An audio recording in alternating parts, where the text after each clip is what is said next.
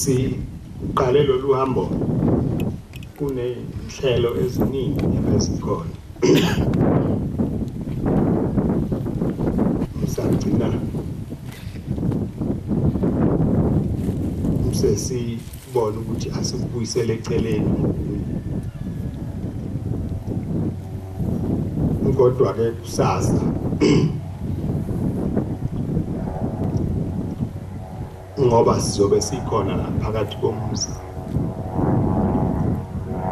siyawugida nje ngengube emhlophe.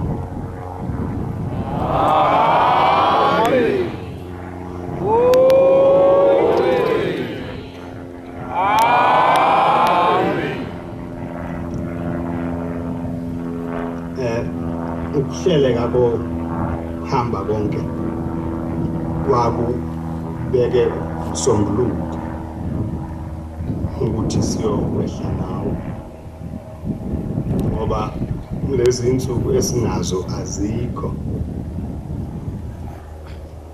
Abelungu sebefuna ukuhlela indaba yecala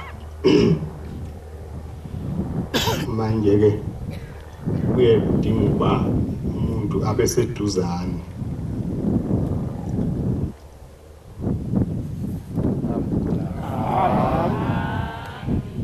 uSeptember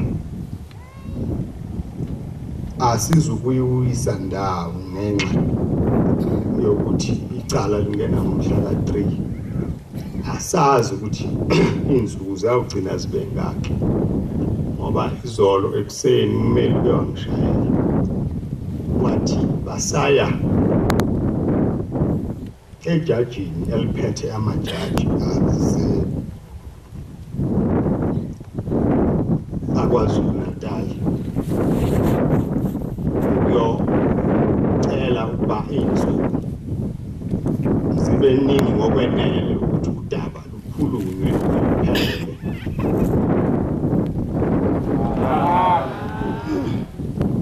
Wayesethi ke uyawubuye angishayele esenginikeza ukuthi kukhulunywe kwathiwani, akakaphendulile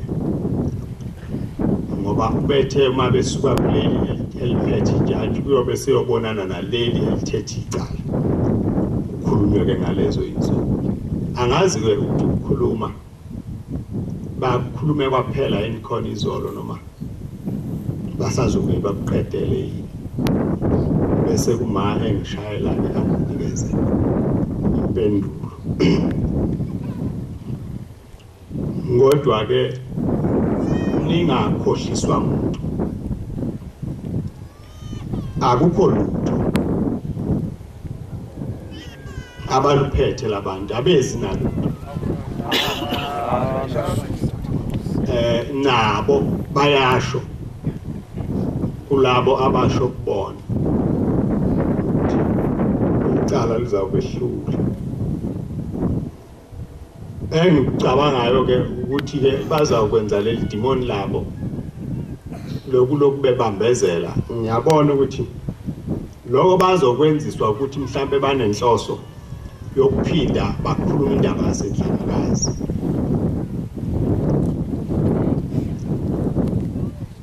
Ngomhla ka8 kuJanuwari siyawukhuphuka siye entabeni.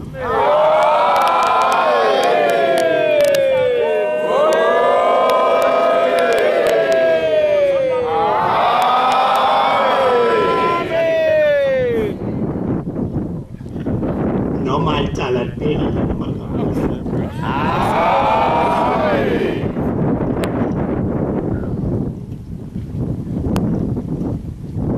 abantu ke bonke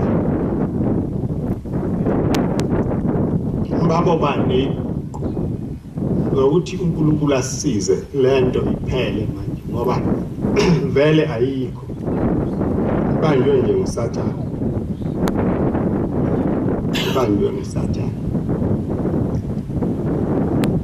Kodwa ke njalo uma kukhona okuliphazamisile udaba kube khona into entsha evelayo ebesingayazi. Namhla uvele ukuthi laba bantu kunomunye umcwaningi abamqasha basifihlela bangasitshela ngemva kokuba lo oqala ethe yonke into ebhaliwe yabhalwa inkosi. Bathe uma bethola imphumela yalo wesibili ababe besasho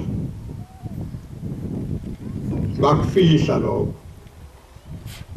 Nempela ke akekho umuntu obekwazi, sonke ngisho abameli besihamba enkantolo nje besingazi ukuthi ukhona omunye abake baya.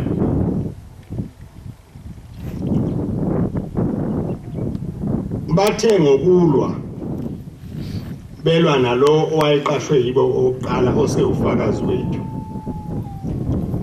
Base bengibiza belungu. Sesihlala phansi sebethi cha, enye indlela esingayenza ukuba nathi ke siqashe owethu ke manje umcwaningi. Sithathe usihlalo wabacwaningi kwenhlangano yabo. Ake ayibuke lezinto. Kwaba isinqumo esinzima kakhulu leso. Ngoba ubengasho noma yini. Sahlala sagcina sesithule manje endlini sonke kungasekho okukhulumayo. Ngaleli langa babengibize ngelo. La selithi-ke leli khehla lomlungu elisikhulumelayo. Cha. Baba asikwenze lokho. Ngoba wena unoNkulunkulu. Sethemba ukuthi uNkulunkulu uzawuselekelela. Amen. Amen.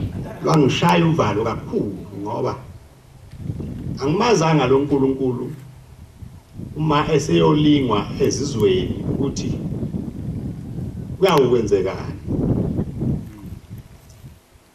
Base bengishayela ke ngile kwaNongoma bathi cha usefikile umcwaningi. Awu sahlala ke kuloko kuhlala sibamba umoya. Ngaze ngabuya ke ngithe ngifika nje ngalo lelo sonto base beshaya ucingo ummeli wathi cha siphumile umphumela.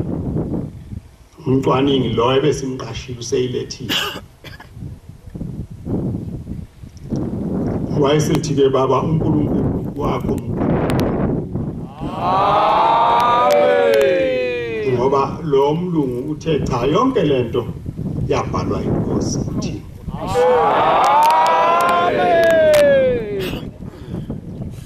Uthi ke kukhona into kodwa ayikhulumile. Uthe kunento azongitshela yona. Ngathi mangithi ngiyambuza wayethi cha awume kancane ngizawubuya ngitshela. Ngizawuzalana ngolwesibili washaya ucingo ngomsombuluko lo mfana osimele uphethe icala. Wathi baba usengiphendulile lo mlungu.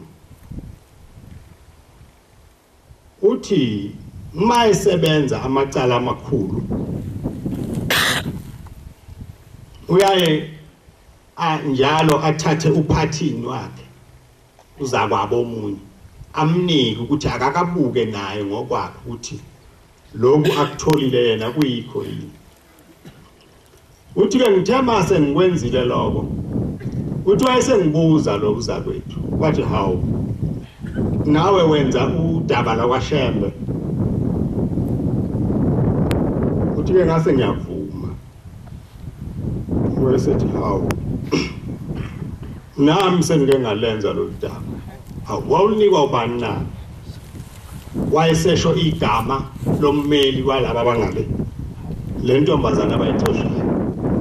Uthi ke ngalinikwa uSimri. Hawu wayesethi mana kancane ke ngifunde la ngibone ukuthi wena uthole kanjani. Ngakutshela nami ukuthi ngathola. Wayesefunda wayesethi cha nami ngathola njengawe. Ngathola ukuthi yonke lento ebhalwe akho lutho olufojiwe la yonke lento yabhalwa umuntu wayibhala. Inkosi ke isifakazelwe ke manje. Abantu esafihlelwa bona. Sifihlelwa ngoba bevuna inkosi. bona uma bekhuluma baye bakhulume ngathi asingabhali lutho thina cha akho lutho sesibhali lo bufakazi obuqhamukayo buvuna owabhalayo uma bona bengazi ukuthi kwabhala abanye nathi asinakusho lutho kubo ngeke sibasole ukungazi kuyinhlobo eziningi khona isinqumo ayasithatha umuntu sokungazi hayi ukuthi akazi ngoba engekazi uthatha isinqumo sokuthi cha angifuni ukwazi ngamenzani ke lo ngoba uneyinhloso zakhe ayinazo ngisho ukuthi ke nibohlala nje nikhululeke uma sithandaza asithandazele ukuthi uNkulunkulu asheshe ayinqamule lento hayi ukuthi uzovuna abantu le incwadi esifundile ithe uNkulunkulu ngeke alilahli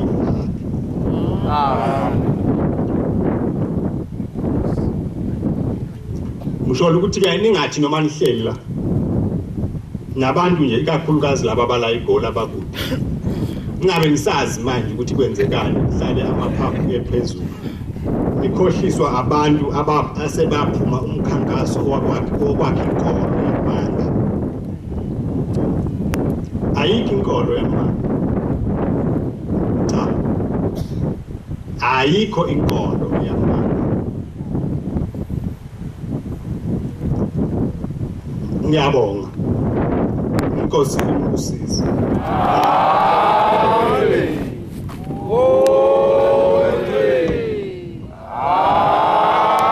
itholela kithe nakwanontanda bathakathe elafohla imvalo bevale emasangweni kwanontanda bathakathe obanezwa izwi lomenzayo uyagobhoza njengamanzi awothulela oyilanga eliphandle amakhosi mhlophe ibaphandle emsebe imsebelanga ekhanya phezu kwamagquma asemthwalume izwe lafungama ekwavuma mkadi lilikhulu ngamanye amakadi lamemeza udube oyibamba phosi bathi dube uyabona nukhanya kwemsebe kangaka kuyingozi ayakhelwa amaso kuyicima ubuxoki obenziwe ngabefundisi emini kwabha ephambi kwesitezi sothingo lwenkosazane bevuma ubuxoki bukadube oshila ukuthi Shembe thina sasakheni owethu Shembe siyamazu amanazaretha mayekathi amen ingcwele kuyobe sekuphelile behalalisela uShembe obumba obunjengabefundisi namakhosi zonke izizwe ziyakumbonga